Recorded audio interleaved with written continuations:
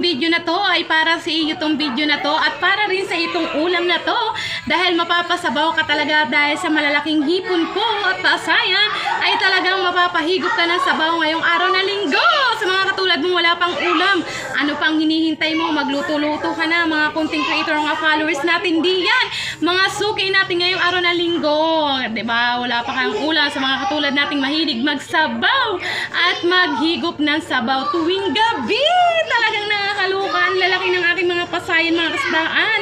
Talaga ngayong araw ng gabi, napakalaki ng mga pasayan natin. Wow, grabe. Kung may mga pasayan, mayroon din tayong kangkong para sa sinigang na ating pasayan. At syempre may kangkong tayo sa siyang gulay sa ating katawan, mga kasdaan. Syempre kung gagamit ka ng pasayan na sinigang, may labanos din tayo dyan. Pwedeng-pwede sa ating sinigang na pasayan ng ating labanos. Yan, mga sustansyang gulay para sa ating mga katawan, mga kasdaan. Syempre mayroon din tayong sibuyas na pwedeng-pwede mong gamitin sa sinigang na pasayan, mga kasdaan.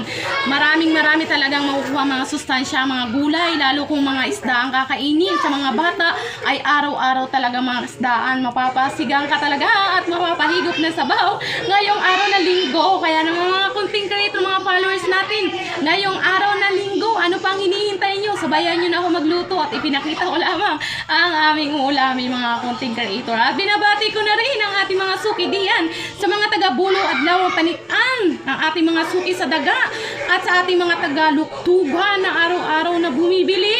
Yan ang ating shoutout diyan sa mga ating mga followers at mga content creators. Hello sa inyo tanan diyan. Napakasarap ng ating mga sinigang na pasayan. So kita-kits ulit bukas dito sa ating Humagikik Biz, mga kaisdaan. Bye-bye at good night sa ating mga content creators.